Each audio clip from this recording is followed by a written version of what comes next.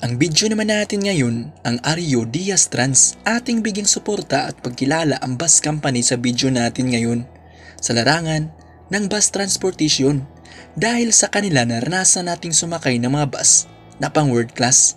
Ating alamin anong uri o klase ng mga bus mayroon na sila ngayon, ang kanilang mga pangunahing ruta. Pero bago tayo magsimula sa ating video, intro muna tayo mga bus fanatics. Kung bago ka pa sa aking channel, please subscribe, hit the notification bell for more video.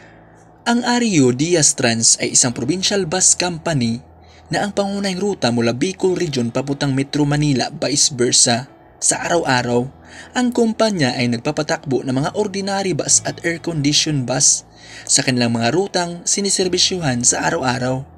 At narito ang mga nagagandahang bus units na maaari nating masakyan sa ating pagbiyahe sa Ario Diaz Trans ang sumusunod.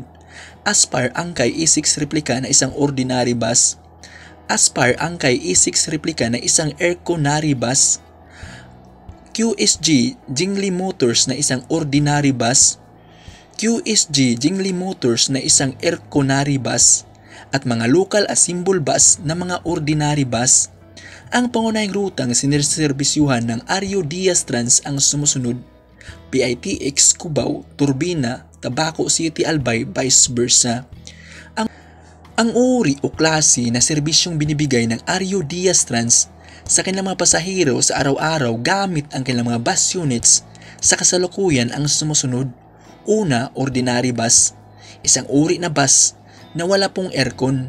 Pangalawa, air-conditioned bus, isang uri ng bus na mayroong aircon.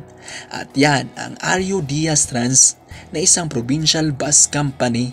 Sakay na sa Ario Diaz Trans.